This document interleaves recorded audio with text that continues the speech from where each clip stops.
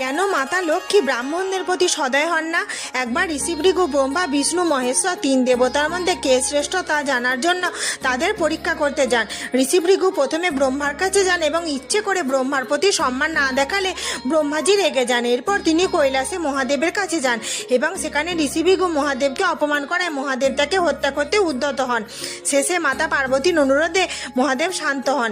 এরপর ঋষি ভৃগু বৈকুণ্ঠে শ্রী বিষ্ণুর কাছে যান। সেখানে উনি শ্রী বিষ্ণুকে নিদ্রিত অবস্থা দেখে তার বুকের বাঁ দিকে ডান পা দিয়ে সজোরে আঘাত করেন।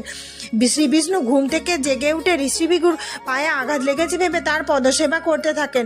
পরে ঋষি ভৃগু তার কুকর্মের জন্য অনুশোচনা করলে নারায়ণ তাকে ক্ষমা করে দেন। তবে মাতা লক্ষ্মী বলেন ঋষি ভৃগুকে, শোনো ব্রাহ্মণ, আমি তোমাকে কখনোই ক্ষমা করতে পারবো না।